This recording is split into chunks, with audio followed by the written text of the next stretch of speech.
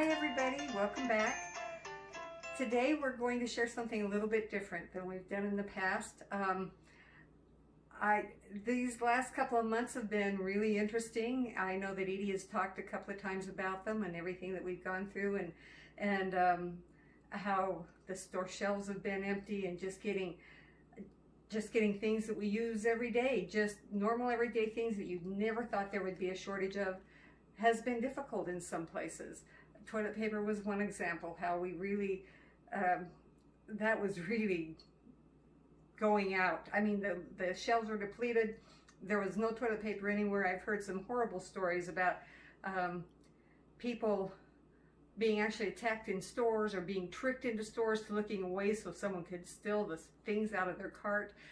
I tell you, I think situations like this can either bring out the best in people or the worst in people, and hopefully it'll bring out the best in all of us. That's what I hope for.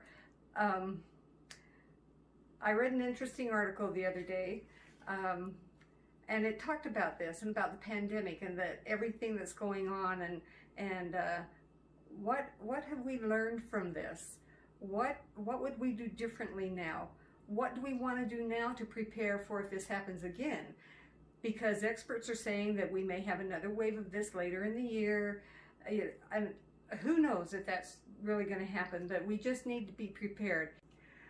We even have a story of someone we know whose sister is married to a millionaire, and he couldn't understand her being prepared, having to stock up on food products and other things, because he always said, I have money, I can get us the stuff we need. Well, what he found out was that he couldn't get them the stuff they needed in this pandemic we've gone through. His money could not buy things that weren't there to be bought. And so that was a very good lesson for them. He even said to his wife, I get it now. Yeah. I so get it. I get it now. Good words to remember. So an interesting line from that article was that consider this your fire drill from when you were in elementary school. This is your warning. What did you learn from this? What do you need to do now to make sure that you are more prepared in case this happens in the future? And it might not even be a pandemic, but what would happen in the future if we don't kind of try and prepare ourselves now? So all that being said, I'm going to show you what we're going to do. We've talked to you before about Edie sells Thrive, and I'm just throwing that out there. You don't have to buy from Thrive, but if you want to, the link's below. This is a recipe book from Thrive, and I found a recipe in here, and we're going to try it today. We're going to use freeze-dried chicken, freeze-dried onions, freeze-dried celery, and I'm going to make a chicken salad sandwiches is what I'm going to make. Now, for those of you who've been watching for a few months at least, 2 or 3 months ago I did a recipe on kind of Navajo taco tortillas. They're kind of thicker, and I made them out of only 2 ingredients, just flour and sweet potatoes. So today I'm going to make them again, only we're going to try and make them into buns. So they're kind of like hamburger buns, but I'm not going to use sweet potatoes that we bought at the store. I'm going to use Thrive sweet potatoes. We'll see how that works. Now, this chicken salad recipe in the Thrive book also calls for mayonnaise, and we're not so big on mayonnaise. We're going to make guacamole, and we're going to try mixing it up with that. So I'm just going to put all of this stuff, and find the recipe, all of these things in this pan of water, and then it has to boil for a little while. So it calls for a 1.5 cups of chicken. So it just looks like hard chunks, but I've actually had the chicken. And it smells just like chicken. Yeah, and it rehydrates perfectly. It tastes like chicken. So 1.5 cups of chicken. And you know how well I measure things. There. And it does smell like chicken. I can and smell it. 1/2 cup of the celery.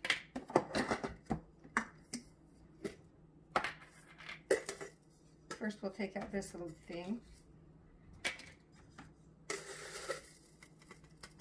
half of a cup of the celery, and then a third of a cup of the onion.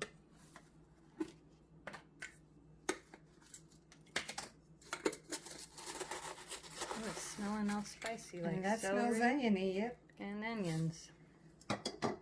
Okay, and then I'm just going to put them this saucepan with the water in it and bring it to a boil and simmer it for about 10 minutes. So hang on just Get one it all second. We'll covered be with right water? back. Yep. Okay, I put the chicken mixture on the stove and it's waiting to come to a boil. And now I'm just going to, maybe I'm going to, okay. Has a little freshener pack in there. Get in there. I'm going to pour sweet potato all over the countertop. Check. Okay, I'm going to put half of that, half a cup, and if I can break through the rest of it. It does harden up sometimes, but it's still fresh, it's still fine. Yeah. We do that all the time. So about a 3/4 of a cup of that. Now I'm also going to put this on the stove and bring it to a boil. Okay, I've got the sweet potatoes simmering, I've got the chicken mixture simmering, and now the next thing I'm going to do is I'm going to mix up the guacamole. And I'm just going to take, oh whoops, I'm going to throw that on the counter. I have to say it smells like Thanksgiving Day in here right now. The spices going with the chicken and the onions and celery. It smells good. I'm going to take a half a cup of this.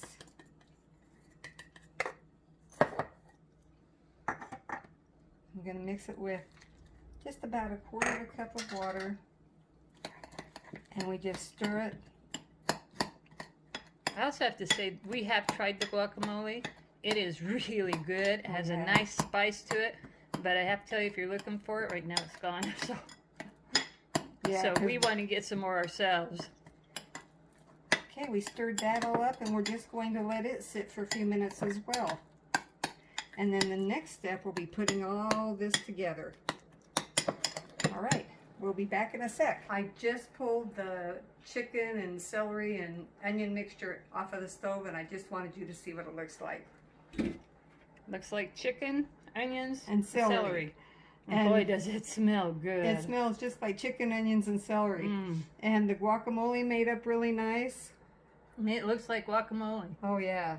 So I'm going to put this in the fridge for a while just to let it get cooled down before I make it into the sandwiches. And then again, I'll be back. Okay, the chicken is still cooling down. In the meantime, I rehydrated the sweet potatoes. I mixed them with the gluten-free flour. Like I said, just 2 ingredients, and I'll put the recipe below. And like I said before, instead of making them into Navajo taco shells like we did the last time, I decided I'm going to try making them into some bun type things. So this is what's going in the oven. This is just flour. In our case, it's gluten-free flour and the rehydrated sweet potatoes. And then when they come out of the oven, we'll just slice them in half and we'll have little buns for our sandwiches. Okay, so I made up the chicken salad. I added in the guacamole. I also squirted in some mustard. Made up the buns, took them out of the oven, cut them in half. They look like they're going to be really, really good. Just a couple of things with the buns. With using the Thrive sweet potatoes, they weren't quite as moist as regular sweet potatoes are when you take them out of the oven and smash them all up and stuff. So I added a little bit of water to get them to be the right consistency. And then I baked them up and baked them for about 25 to 30 minutes. And took them out of the oven, cooled them down for just a few minutes just so they weren't too hot, and sliced them in half. And this is what we've got. Look at those yummy sandwiches. And that is all from freeze-dried food. It's not like we're going to starve in another pandemic or an emergency. We stock up. So I can live on that. Oh yeah, that looks really yummy. So anyway, that's our recipe for the day. If you'd like to know more recipes or see more recipes using food storage, let us know below. If you're not interested in it, that's fine too. But I think we're going to keep practicing and experimenting with food storage and see what else we can come up with. So you have a great day, but don't go away yet because we're going to take you on a walk. Hi everybody. We are on another walk through our town, and actually we've gone past the cattle guard. And just want to share with you these views. We don't usually come this far. We've been up here before, but not usually. And today we're going to take this trail back home. We hope. We hope we make it back home. We've never been on it before. We've never been on it before, but we're told that we can get to our house from there. We have to cut through someone's property, but he gave us permission, so we're going to give it a go. We're coming up to something of water, a creek or a stream, and we're going to cross it and continue on. This reminds me of when I was a little kid roaming around up here. I love the sound of that running water. Okay, I'm just gonna walk through it. Whoa. Okay, that might have been a little bit cold. Woo. All right, and now we're moving on. Okay, just another gorgeous view of our walk today. We've never been on this one before, as I've said, but just absolutely beautiful. And now we're going to follow this trail, and hopefully, as I've said before, it will take us somewhere close to our home. I'm not above climbing fences. We've climbed fences in the past. Oh yeah. It was in our youth when we were here, but we've climbed fences. We know how to do it, darn it. We'll get home.